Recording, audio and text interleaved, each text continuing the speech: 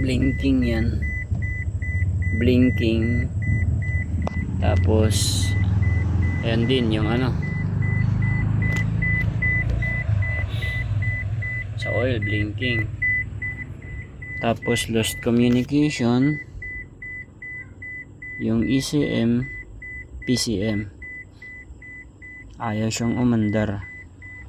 Pero yung ECM control module o engine control module not equipped. Aray ko, minsan umaandar to, minsan hindi. Ngayon hindi naman umandar. Pag lumalabas yung nagbi-blink na yan, hindi yan umaandar. Tapos minsan naman pag umandar, hindi na mamatay.